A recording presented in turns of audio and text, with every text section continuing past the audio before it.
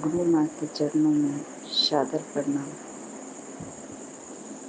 पीताम्बरा परिवार के सभी सदस्यों को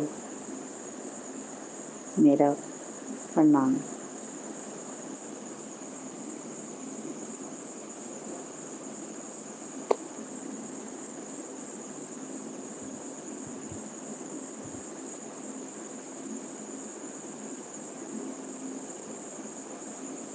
सबसे पहले मैं ये बता दूं कि मैं उत्तर प्रदेश से हूँ। मेरी नाम रीता है। सबसे पहले मैं गुरु माँ के विषय में 2 बातें कहना चाहती हूँ। माँ सचमुच बहुत ही सरल हृदय की हैं।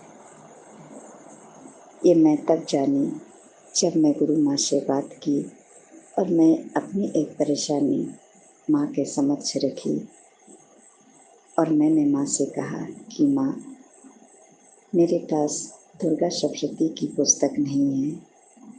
माँ, मैं लेने में असमर्थ हूँ। आप मेरी मदद करें माँ। माँ ने तुरंत कहा कि ठीक है, मैं पुस्तक तुम्हें भेज दूँगी। माँ ने ये नहीं कहा कि मैं पुस्तक नहीं भेजूँगी। इससे मैं क्या समझूँ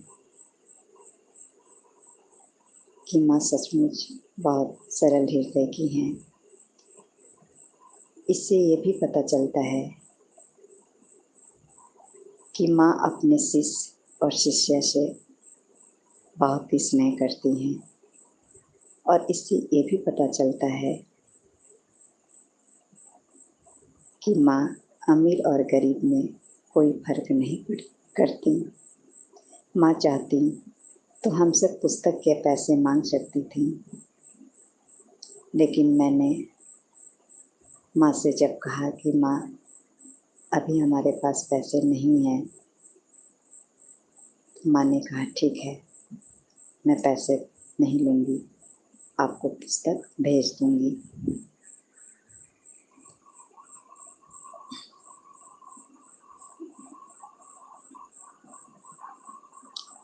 माँ, इतने दिनों से मैं यही समझ रही थी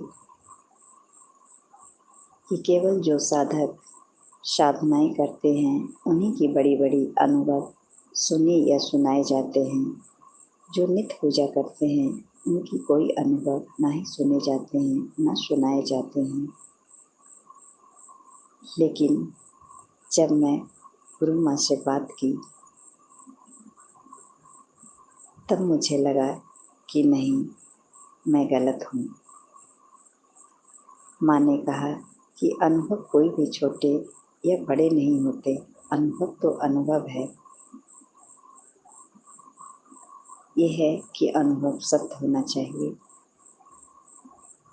माँ की बातों से मेरे अंदर हिम्मत आई और हौसला बढ़ी। तब मैं सोची कि मैं अपनी पूजा की छोटी छोटी जो अनुभव है मैं माँ को बताना चाहूँगी और मैं बता रही हूँ। माँ, एक दिन मैं शाम के समय माँ को जोत जला रही थी। जोत जलाने के बाद मैं माँ की भजन गाने लगी। भजन गाने में मैं इतनी लीन हो गई माँ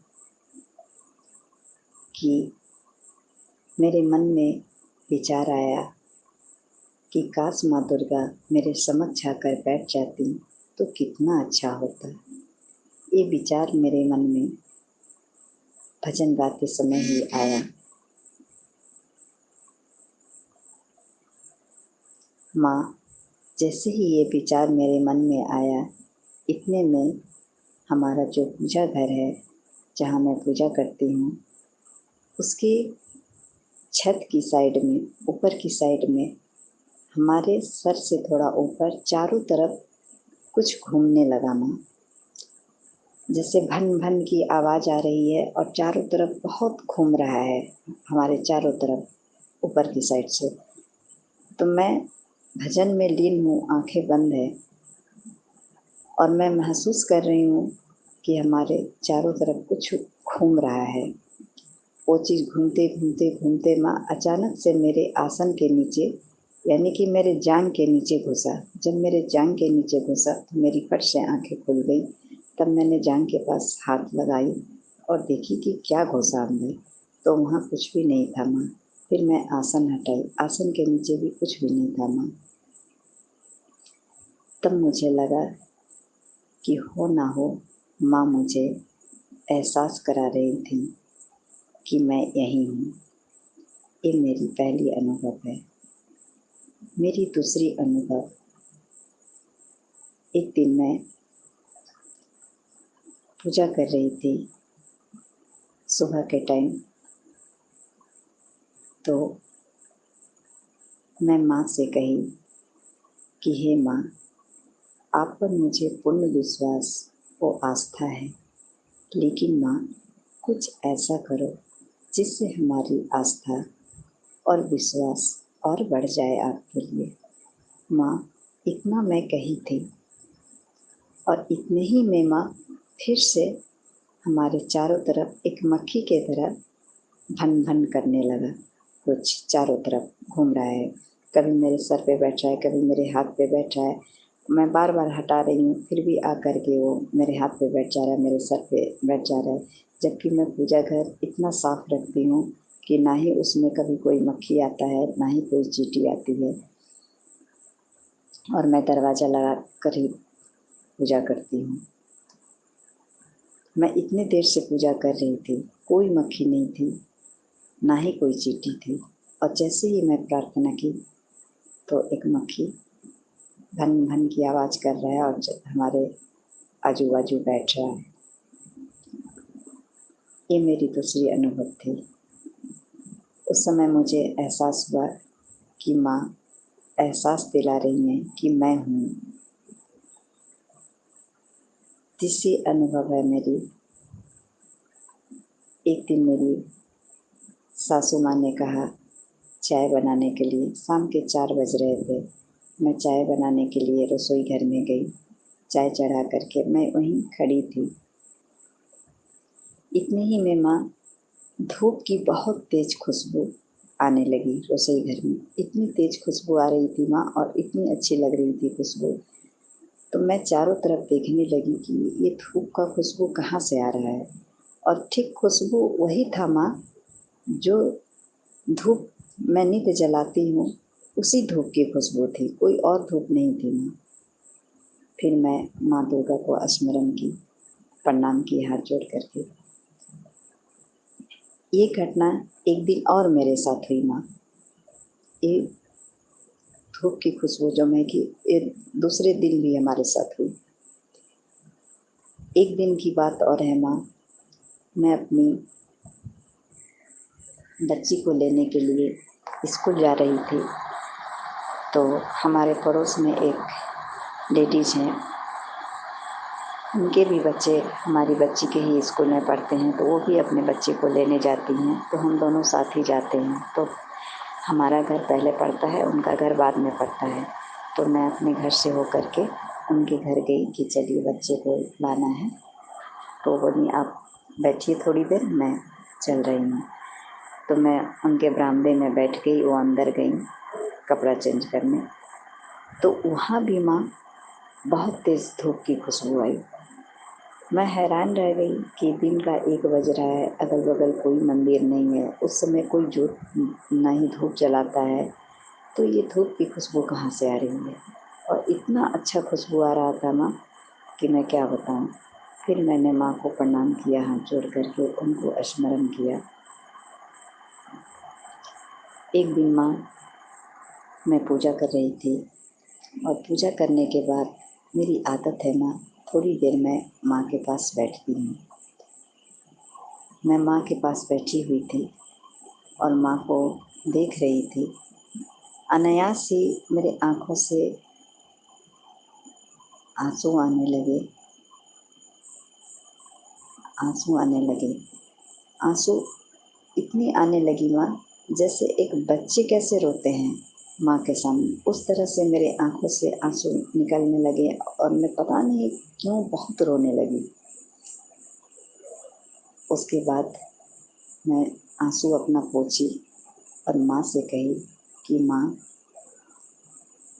मैं आपकी पूजा तो करती हूँ, लेकिन मैं मंत्र जप नहीं कर पाती, क्योंकि माँ मेरे कोई गुरु नहीं है। और माँ की ही देन हुई कि मैं अपनी गुरु माँ की शिष्य बनी।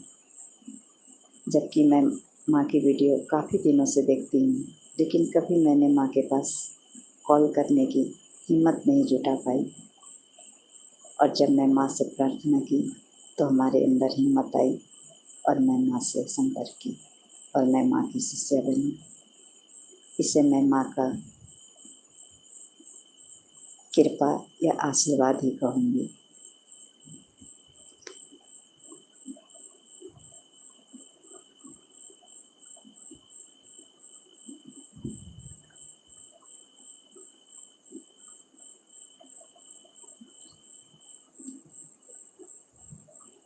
और ये हमारे बहुत ही छोटे छोटे अनुभव हैं माँ। एक अनुभव और है माँ, जब मैं माँ से नवान मंत्र से दीक्षित हुई, उसके बाद की अनुभव है। एक दिन माँ, मैं रात में सोई हुई थी और सुबह के 4 बजे माँ, मैं नित उठ ही जाती हूँ, 4 साढ़े 4 में मैं उठ ही जाती हूँ। तो 4 साढ़े 4 बज रहे होंगे तो मैं एक सपना देख रही हूँ माँ। उस सपना कहूँ या अर्ध निद्रा में मैं थी वो कहूँ, ये मुझे पता नहीं माँ, क्योंकि मैं उस टाइम उठने ही वाली होती हूँ माँ। तो मैं देख रही हूँ माँ कि एक बहुत बड़ा सा मैदान है और उस मैदान में एक बहुत बड़ा चबूतरा बना हुआ है माँ। उस चबूतरे के दाएं और बाएं साइड कुछ लोग बैठे हुए हैं, भूमि पर बैठे हुए हैं, और उस भूमि पे बीच में मैं बैठी हुई हूँ। और उस चबूतरे पे एक पुरुष बैठे हुए हैं जिनके सर पर लाल टीका है और बिल्कुल सफ़ेद वस्त्र पहने हुए हैं। वो पुरुष देखते ही देखते माँ अचानक से शंकर भगवान में तब्दील हो रहे हैं और तब्दील होकर वो खड़े हो जा रहे हैं। तब मैं उठती हूँ झट से और मैं उनका दोनों पैर पकड़ती हूँ और मैं कहती हूँ, हे प्रभु, मेरा कल्याण करो। बस मैं इतना ही कहती हूँ, मेरा कल्याण करो। माँ, शंकर भगवान एकदम ही धीरे से कहते हैं, तुम्हारा कल्याण हो।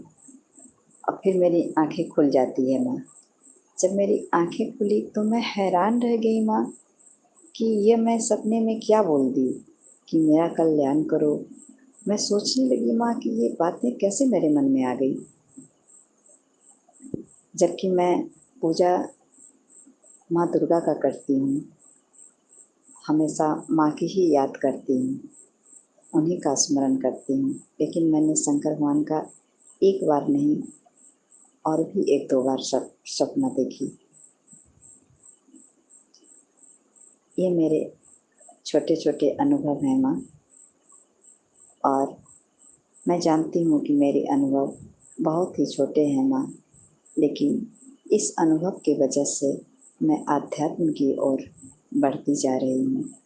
मेरे अंदर हिम्मत आती है, हौसला आती है, माँ में विश्वास बढ़ती जाती है।